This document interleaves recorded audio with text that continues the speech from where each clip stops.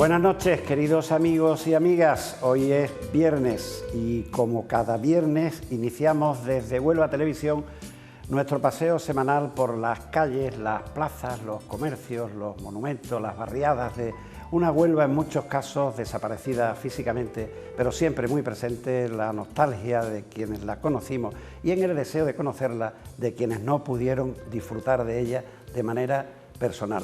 Agradeceros nuevamente vuestro acceso a la página de Facebook del programa, Las Caras de Huelva, Diego Lopa.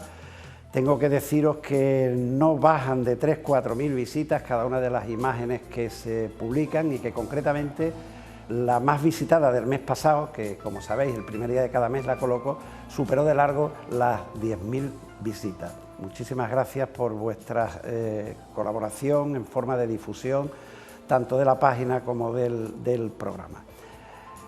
Saben ustedes que en esta etapa del programa cada semana nos visita un invitado. El de esta noche ya estuvo en nuestros estudios el pasado año, la pasada temporada. Es un artista en la más amplia concepción de la palabra, un gran pintor, y no es porque lo diga yo, que sus cuadros, después de mucho tiempo de ser objeto del deseo de mi casa, ya por fin cuelgan en las paredes de mi casa, sino porque además es un erudito del urbanismo de esta ciudad y amante desde su tradición familiar, que también hablaremos de todo lo que significa Huelva.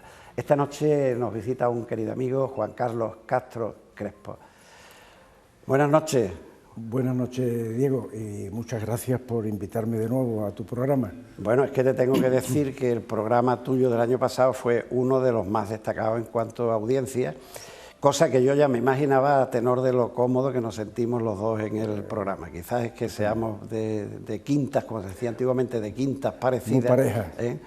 Y me acuerdo que estuvimos hablando pues de tu tesis doctoral, que yo recomendé encarecidamente, que todo el que ame Huelva y el urbanismo de Huelva debe de leerlo. Me acuerdo que comentamos que cerraba con un amigo común nuestro, el doctor Carrascal, Antoñito para nosotros, que te decía al final que tenías lo de las cervicales. Lo de las cervicales, dice, propio del trabajo del artista. Exactamente. Y además siempre recuerdo cuando la primera vez que tuvimos una entrevista en televisión, recuerdo y lo tengo enmarcado en mi casa, prueba de tu arte y de tu visión del dibujo, y que en 32 segundos hiciste un dibujo, tanto tuyo como mío, con aquellas tazas del célebre programa de Último Café. Y en 32 segundos, mientras sonaba la música de fondo, hiciste un magnífico dibujo que te dije, como le dijeron a Picasso un día con un plano en París, dice, fírmelo, y dice, usted lo que quiere es un cuadro, no un plano, pues, y a ti igual, fírmalo que me lo llevo para mi casa, ahora mismo. Mira, hoy voy a recordar que en la selección de fotos, algunas, porque es de justicia decirlo, algunas son tomadas de grupos con colecciones privadas, y me parece justo que digamos que hoy pues vamos a tener fotos de José María Segovia, de José Ramón Manzano, de Miguel Ángel Blanco, de Oliva Castro, de José Ignacio Carnero, y sobre todo una sorprendente que se diremos luego quién es, porque se va a sorprender mucho nuestros telespectadores cuando vean qué pasó en Huelva en los alrededores de Huelva en el año 64. Bueno, pues vamos a empezar con la primera de la fotografía, y te voy a llevar muy cerca de donde tú vivías. Ya puede entrar ya la primera foto, muy cerca de donde tú vivías. Eso está exactamente por la puerta de tu casa. Y es curioso cómo en Huelva los gigantes y cabezudos, que se llamaban, que han desaparecido prácticamente, en todas las fiestas desfilaban pues bien delante de las cabalgatas. Y fíjate qué curioso, en el lado izquierdo solo veías tú desde la ventana de tu casa, ¿no? Los tres soldados, porque como eso era la pared de la izquierda. La pared de la izquierda. Los tres soldados. La pared de la izquierda concretamente, tú sabes que es el cuartel de la Guardia Civil de tráfico, donde estaban las motos y algunos vehículos, ¿no? La otra puerta correspondía a una especie de escuela de niños pequeños. Frente por frente está mi casa, y desde aquí se divisa el cuartel de la Guardia Civil, que está al fondo, y toda la avenida Cristóbal Colón, más conocido en Huelva como Las Colonias. Las Colonias, efectivamente. Pero lo curioso de los toda tres... esa algaraba de personas. Yo estoy viendo la fotografía, y por la luz ya empieza a ser temprano. Debe ser en torno a las 11 de la mañana, y posiblemente pudiera ser algo así como un 8 de septiembre. Sí, pues es la feria, Las flechas navales vienen de blanco. De blanco, sí. Y lógicamente hay gente que está vestida de verano, la mayoría. Yo creo que efectivamente eso puede ser la feria. Puede ser de la feria. De la cinta. Los gigantes de cabezón, como tú sabes, yo no sé si tú lo sabes, pero te lo digo, están hechos por mi padre. Sí, sí, sí. Se confeccionaba en barros, en los negativos de escayola, se positivaba en cartón fallero y hacía una cantidad de personajes. Queda emplazado, aunque sea fuera de programa, queda emplazado para que le rindamos un pequeño homenaje a tu padre en forma de una fotografía. Sí. Toda la gente de nuestra edad conocemos su bigote, su prestancia, su presencia física, señorío, pero hay muchos que no lo conocen y vengan a escuchar hablar de Juan, pues tú nos mandas una foto. Te voy a mandar un retrato que le hizo Antonio Brun a mi padre. Unas tardes de invierno en el mercado con Sanguina, un magnífico retrato de Antonio. Recordado, con su estudio frente al Colegio Francés. Es correcto. San Andrés. Correcto. Bueno, pues podemos pasar de fotografía, no nos alejamos mucho, la cabalgata ha seguido, por decirlo de alguna manera, sigue la cabalgata. Y ahí te dejo con, con tu arquitectura. Esta imagen pertenece al final de los 60, principios de los 70.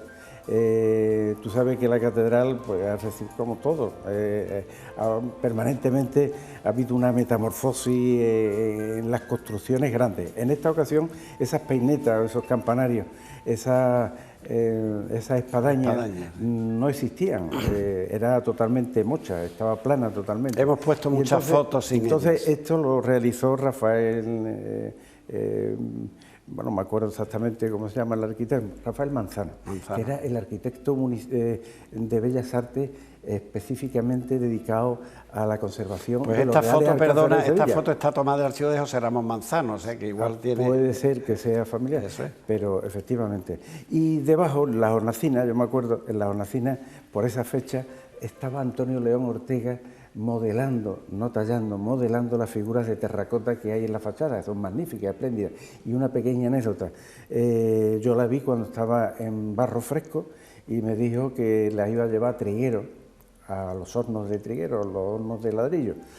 Y al cabo del tiempo lo volví a ver, tenía un sofoco enorme porque todas las figuras estaban hechas un verdadero desastre. Todas rotas. A veces el horno... Entonces estaba muy fuerte de calor, él tuvo que recomponer esas piezas con cemento interior y demás. Una magnífica foto. Bueno, pues aquí está en la catedral ya con sus espadañas. Cercanamente a eso también se le echó una planta más a lo que había sido hospitalio y campo universitario. Exactamente. Pues mira, hablando de la Plaza de Toros... Trinidad Gallego, el arquitecto que hizo esta Plaza de Toros. Fíjate la pared, el plano curvo que tiene, qué bonito es, con los ósculos y el fondo, el magnífico... El tendido de los uno sastres. de los magníficos templos que tenemos nosotros, edificios importantes, que son los cabezos, edificios naturales. Y fíjate qué perspectiva de tantos chiviteles como aparecen en el ruedo. Tú sabes, Diego, que en esos chiviteles, en la mayoría de ellos, lo que se guardaban eran las almohadillas, las tablas del burladero, todo ese tipo de cosas. Ahí estaba un carpintero permanentemente manteniendo a la plaza, aunque ya estuviera en fase de ruina. Ya en esta época no había corridas de toros aquí. No, para nada. Ya estaban en el circo romano que le decían Plaza de Toros, que pusieron en el recinto colombino. Date cuenta que había un muro, el que da Cristóbal Colón, que estaba totalmente vencido, rajado, y afortunadamente el empresario Pereda sí. Y Luis Marquini han hecho un milagro de que vuelva otra vez la Plaza de Toros a lucir. La verdad que una foto... Esto eran los coches de la Guardia Civil que tenía su cuartel a la derecha, claro. Y esto era el garaje de ella. Bueno, pues mira, vamos a ver, sin alejarnos mucho, mira qué foto entre fantástica y triste. Y triste, porque los que nos hemos criado por allí sabíamos primero la importancia del templete, los conciertos de los jueves, el maestro Castillo primero, antes que nada, luego el maestro Sarabia. Los jueves aquello adquiría una vitalidad y se llenaba la plaza, se podía jugar los niños pequeños. Yo parece que lo estoy viendo. En verano se colocaban toldos de listas azules y blancos y eso tenía un aspecto precioso.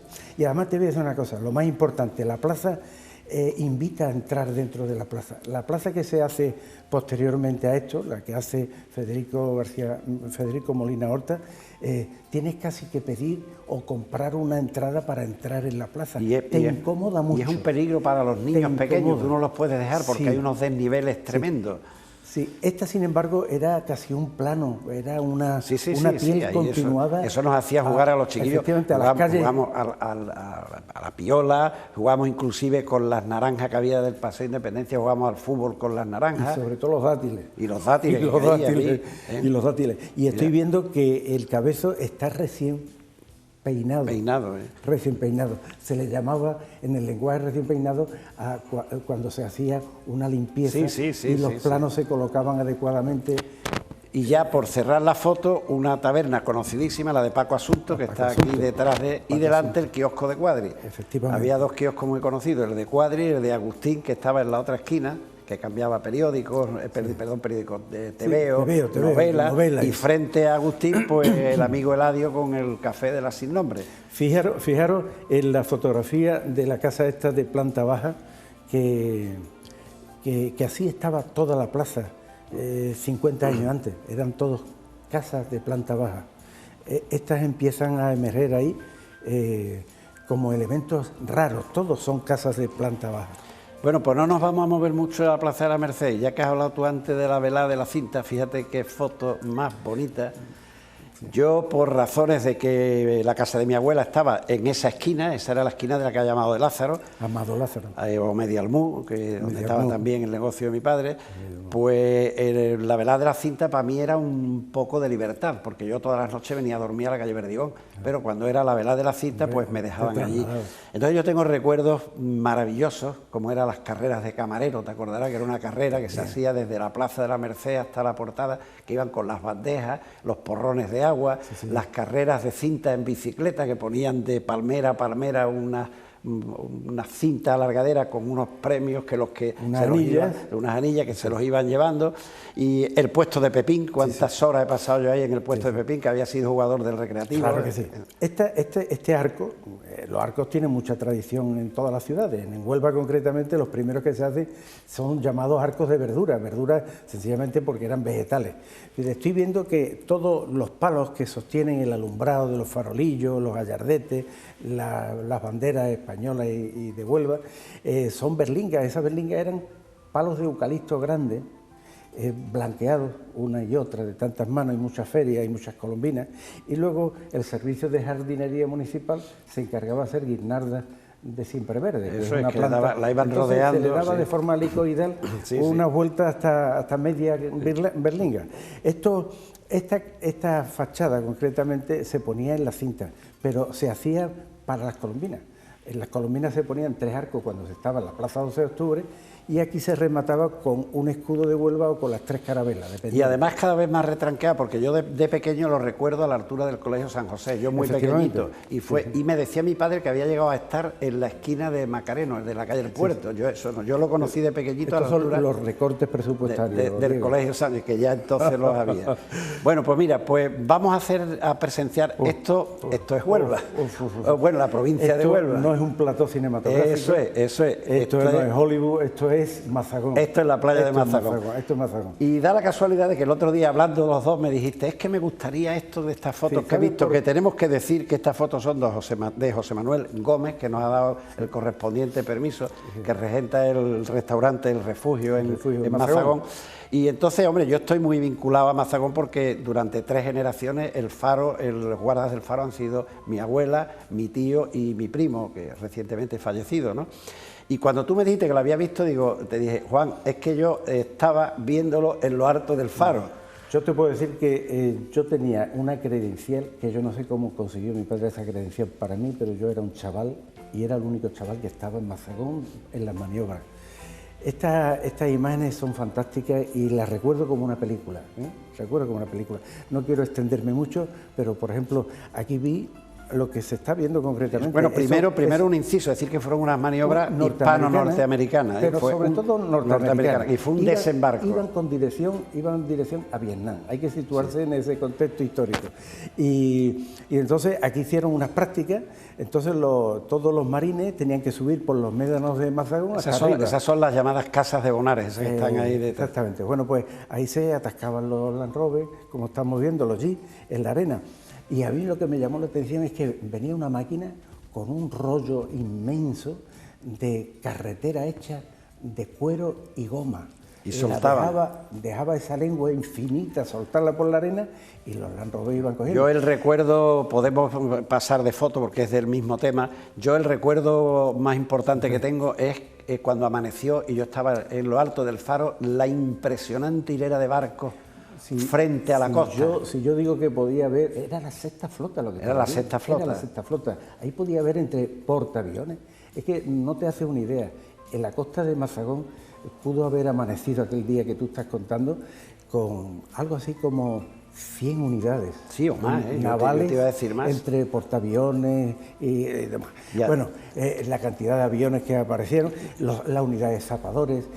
Yo me quedé sorprendido con el potencial tan enorme que esta gente desarrollaron allí. Pues tú fíjate que los primeros cubiertos de plástico. Yo a los pocos meses de esto ingresé en el servicio militar, precisamente aquí, en la batería A15, que es del Regimiento Mixto de Artillería número 4 de Cádiz, pero que la A15 tiene sede en el Picacho, y por la vecindad y familiaridad de que mi familia estaba allí, por lo menos no me comía el rancho, comía en el faro, ¿no? Además, comentar que los dos lo recordamos, porque había que recordarlo, que 2 helicópteros chocaron en vuelo. 11 muertos. Y eso, y hubo 11 muertos. Yo me quedé sorprendido, Diego, cuando estaba tomando allí un café de estos de campaña y en una especie de carpa, abrieron la carpa porque había ocurrido ese accidente ya. Y entonces vi que dentro de esa carpa pues habría algo así como 40 o 50 ataúdes de aluminio. Sacaron los ataúdes y se los llevaron directamente al lugar del accidente. Bueno, pues por hablar de países y potencias, esta foto, que lo hemos puesto otras veces, pero es que esta foto es inmensa, es preciosa. Mira, una Huelva recogida. Esta foto tiene para un programa solo. Sí. El muelle de la Sardina, a la derecha, donde reculaban los carros con los mulos, previa a haber colocado unas rampas de piedra y de madera. Entonces los carros se metían prácticamente hasta la masa de la rueda, las barcas cargaban a los carros y los mulos tiraban ya cargados. Y también salían barcas desde ahí hasta Palos, porque yo he ido en barcas que han salido de ahí, que también había una farola igual que la de las canoas de Punta Umbría. La gente cree que es la misma, no es la misma, había una farola en cada sitio, y salía una barca ahí que llegaba hasta una zona que se llamaba en el puerto de Palos, se llama La Calzadilla. Y allí nos bajábamos y seguíamos andando durante, no sé, yo no me acuerdo ya si era 1 kilómetro, 1,5 kilómetros, pero fíjate la perspectiva que tenemos aquí. Inmensa. La piscina, mal llamada piscina de los ingleses, que tenían ahí su piscina, que era de agua de la ría, porque pasaba por debajo de la avenida Francisco Montenegro. No sé si te acuerdas tú de ese detalle. Me acuerdo perfectamente. Es más, hemos puesto una foto preciosa, una joya, que es de la colección de Oli Castro, donde hay bañistas delante de la piscina y después detrás tenían un pequeño campo de golf. Ellos tenían su vida hecha aquí. Una preciosidad, una Huelva pequeña. Y ese triángulo formado por lo que conocíamos hasta hace muy poco tiempo y todavía casi por la pescadería. La avenida de la pescadería y los cuartos de redes, que eran, la gente no sabe, ese paisaje en Huelva, eran como las porterías de rugby, pero a lo alto y más estrecha, y ahí cargaban todas las redes. Lo hemos puesto en el programa varias veces. Cordelerías. Sí. ¿Tú te acuerdas cuando hacían ahí las maromas? Las cuerdas. Y eran unas fotos preciosas sentados al sol. Fantástico. Con las manos haciéndolas. La hemos puesto varias veces. Y estas gabarras, las gabarras esas son típicas de la ría. Bueno, y el pescado de la carne de caballo. De Arestoy. Y de los Arestoy, los Arestoy, que eran vecinos nuestros allí, ellos vivían en la calle Jacobo del Barco, en la misma casa donde vivía Jesús Hermida, en los altos de la casa de Jesús Hermida, en la esquina de la calle Amado de Lázaro. En Huelva, cuando llegó la carne de caballo, ¿te acuerdas que fue había mucha necesidad entonces, pero bueno, y yo me acuerdo que siempre se decía, pero bueno, si el caballo es más limpio, fíjate el cerdo lo que come, la vaca y el caballo, como tengo una motita en el agua no la bebe y tal. Cierto. Pero la verdad es que a la gente no le cuajó mucho.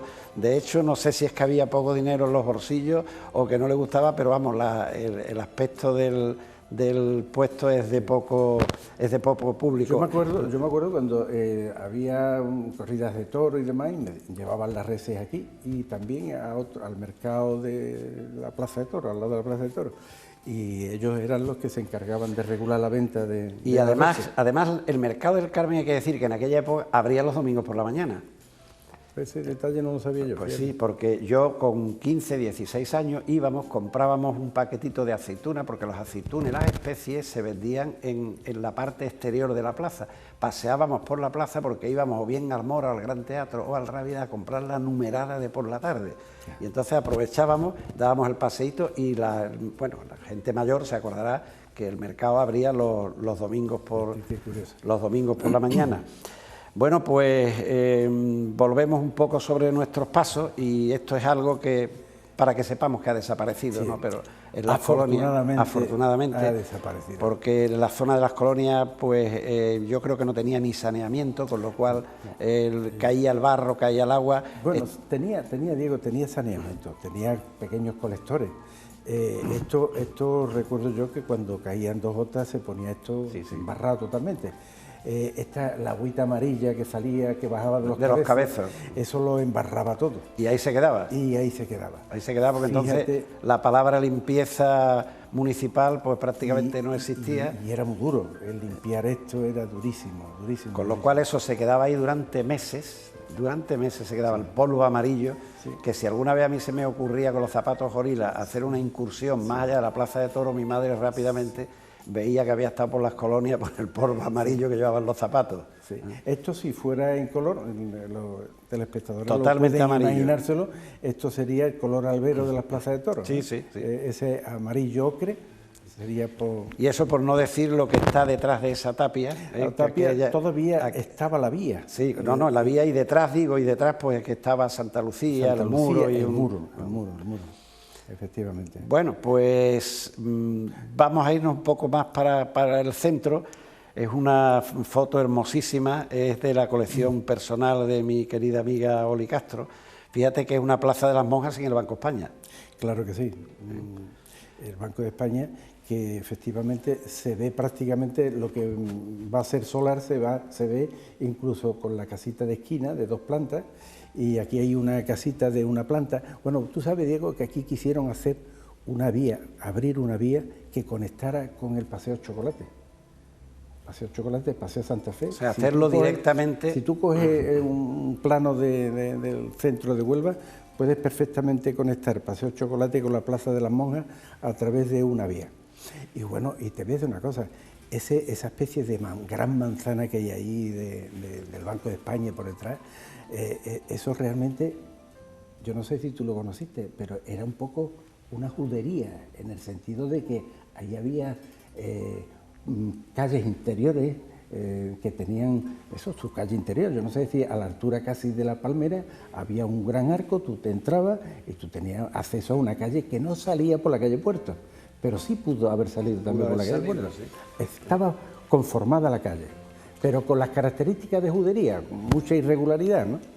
Pues eso, y luego aquí está en primer lugar el templete de Pérez Caraza. Sí, que tenía debajo los servicios de señora fantástica, y caballero. Con una fundición que tenía magnífica de Morrison. Espléndida. Bueno, pues vamos a recordar con la última foto, siempre decimos lo mismo, ya pasó el tiempo, pues ya pasó. Pero mira en esta última foto y va vinculado a una anécdota que me contaste, porque yo puse una foto y la he buscado encarecidamente para encontrar esta foto. Esta foto es de la colección de José María Segovia, nuestro querido amigo. Otro gran coleccionista de imágenes de Huelva. Que vendrá en breve, pasará por aquí, porque se me ha resistido un poco y digo, no, pero tú no puedes dejar las caras de Huelva sin tu presencia, que tú eres un poco el alma de Huelva y de la palabra y de la imagen. Y tú me contaste una anécdota, que la puedes contar ahora otra vez, de cuando pasaba y vimos el tren pasando y dijiste, pues te voy a contar una anécdota. También hay que... Pero además, perdón, fíjate que es colombina. Esto es colombina y se hace en el muelle. Fíjate, está las 2 farolas las dos farolas columnas que perviven, afortunadamente. Son de los muebles urbanos más bonitos, más bellos que tiene el centro de Huelva. Y si te fijas, Diego, estas farolas columnas son muy parecidas al concepto que tiene la obra de Ricardo Velázquez en La Rábida, que se hizo en el cuarto centenario, que es el monumento a los descubridores. Esa columna con un basamento prismático abajo de base cuadrada y arriba cerrado por una esfera. Hoy restaurado. Hoy restaurado. Bueno, pues exactamente igual, el mismo concepto y la misma casi proporción. La escala, lógicamente, es lo que es diferente. Y ahí está pasando, yo decía, un dinosaurio de acero, que era una locomotora. Eso pesaba tanto, Diego, que provocaba un seísmo por donde pasaba. Sí, por donde pasaba. Aquello era yo me acuerdo, ya que lo hemos dicho, la anécdota brevemente que comentaste. En Las Colominas había habido un accidente en la sierra de Huelva, y había habido 3 personas que habían muerto, maquinistas, furgoneros, en fin. Y entonces, en aquella ocasión, se trasladó a Huelva los cadáveres, y pasaba el tren, y la gente que había escuchado la noticia y demás, con un silencio abismal, estando incluso en Colominas, se paró hasta ver pasar la locomotora con los féretros, ¿no? Bueno, pues fue un momento muy bonito. Cerramos el programa para que las nuevas generaciones vean cómo por la plaza 12 de octubre pasaba el tren que iba en dirección a Ayamonte de la Sierra, y había que tener mucho cuidado con la cadena. Y nunca pasó nada. Y nunca pasó nada, efectivamente. Juan Carlos, muchísimas gracias. Hombre, para mí es un placer. Placer es mío. Un placer contar con tus conocimientos y con tu sabiduría. Y quedas pendiente, porque yo tengo ganas de homenajear gráficamente a tu padre. Pues quedas emplazado. Cuando tú quieras. Quedas emplazado. Un abrazo. Muchas gracias. Gracias. Y para todos ustedes, queridos telespectadores, pues muchas gracias por su atención, muchas gracias por vuestra fidelidad cada noche de viernes, muchas gracias por las visitas que hacéis en nuestra página de Facebook, Las Caras de Huelva, Diego Lopa. Desearles que pasen una buena semana, decirles que los esperamos el próximo viernes y que sean especialmente felices.